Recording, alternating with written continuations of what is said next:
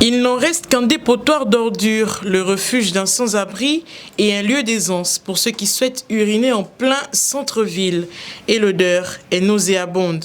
Tel est aujourd'hui le décor à l'immeuble qui abritait autrefois les services de la Société nationale des bois du Gabon, mais qui, selon diverses sources concordantes, est fermé depuis plus de 8 ans.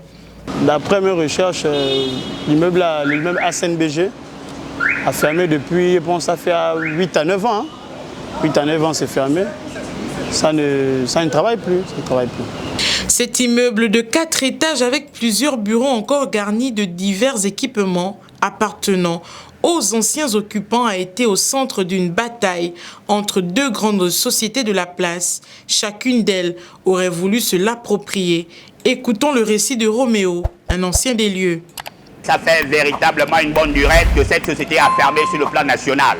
Les Gabonais n'ont bénéficié en rien de cette société du bois du Gabon. D'après, c'est ce qui a été dit, qu'il y avait deux sociétés qui se battaient pour pouvoir rentrer en possession, enfin l'acquisition de ce bien. Je crois que sur le plan national, on débattait déjà de ça. Il y a la OLAM, il y a la SEG. Mais d'après ce qui a été dit, c'est OLAM qui est rentré en possession, qui a acheté ce bâtiment, qui a bénéficié de ce bâtiment. Et pour le moment, ce bâtiment appartient à la société OLAM.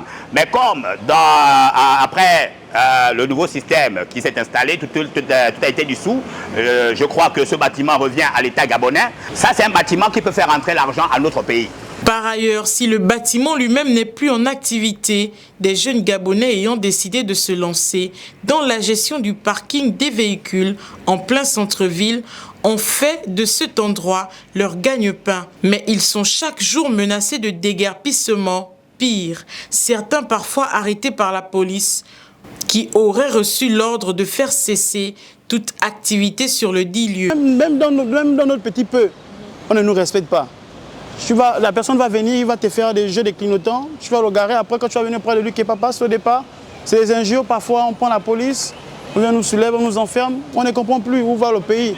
Justement, il paraîtrait que la nouvelle sécurité qu'ils ont mis nous fait comprendre qu'on ne doit plus garer les véhicules là parce que le président de la transition les a demandé de dire aux jeunes hommes qui garent les véhicules ici d'arrêter de parquer les véhicules sur ces parkings parce que c'est un endroit privé.